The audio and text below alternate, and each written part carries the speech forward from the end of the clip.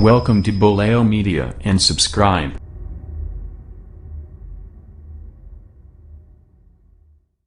عليكم ورحمة الله وبركاته.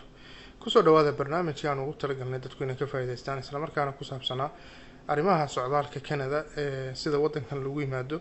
iyo qaababkiisa kala duwan. Maanta waxaan ku eegaynaa su'aalo lagu soo weydiiyay emailada kala duwan isla markaana dad badan ay email ii soo qoreen way kala duwan yihiin emailadu waa su'aalo fara badan waxay qaarkood waxay ka hadlayaan qaxoontinimo qaar waxay ka hadlayaan qof ardaynimo doonaya wadankan inuu ku yimaado qaar waxay ka hadlayaan qof doonaya inuu shaqo ahaan u yimaado marka iyo qaar ku saabsan baasaboorka Soomaaliga marka aan ku horeysiiyo dadka qaar ayay waxay soo weydiiyeen su'aalo ku saabsan qaxoontinimada iyo qaababka kala duwan ee lagu yimaado wadankan waxa lagu yimaadaa marka hore qaxoontinimada marka ay tahay dhowr waxyaalood oo qaxoontinimada ku saabsan baa lagu yimaadaa marka hore waxa jira 5 qof oo wadankan degan oo doonaya dad qaxoonti inay keenaan ka waa lagu iman karaa tan kale waxa lagu iman karaa qaxoontinimo ku saabsan dawladda Canada in ay dad keento iyadu oo ay mas'uuliyadooda qaado laakiin dadka waxa uu soo gudbiya hay'adda qaxoontiga UNHCR ta ayaa uu soo gudbisa oo tirada dadkaas aan qaxoontinimo aan u qaabilnay marka adiga wadanka Canada ay inaad noo qaado ayaan u baahanahay qaabkan waa lagu yimaadaa waxa jira qaab kale la yiraahdo iyakana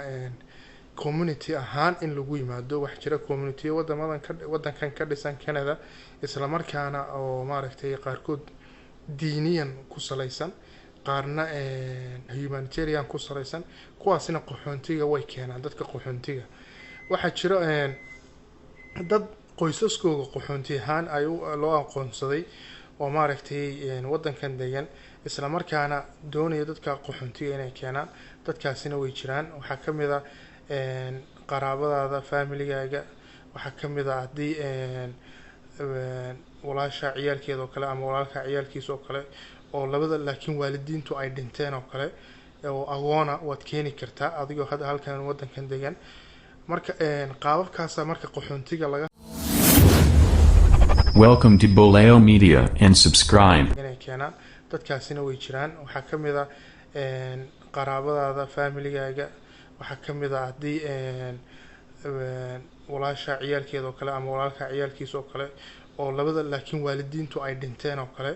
oo agoona waad keeni kartaa adigoo hadda halkan wadankan degan marka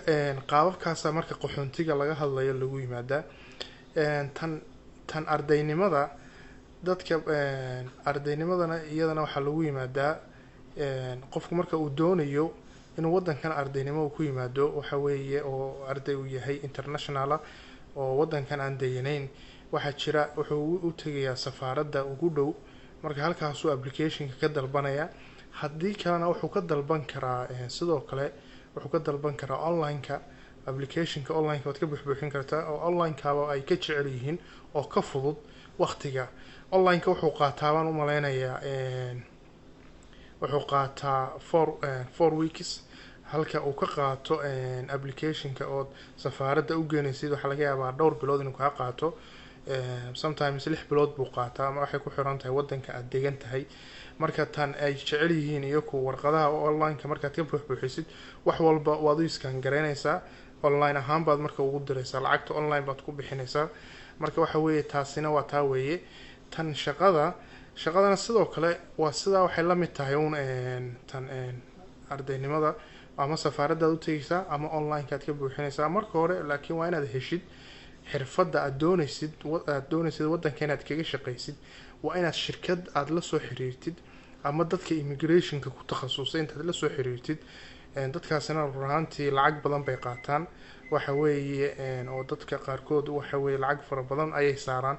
qofka aanu iska bixin karin shaqadii iyaka ku raadinaya iyakaana marka oo ku keenaya oo maaragtay mas'uuliyadda qaadaya marka saasay shaqada kugu keenayaan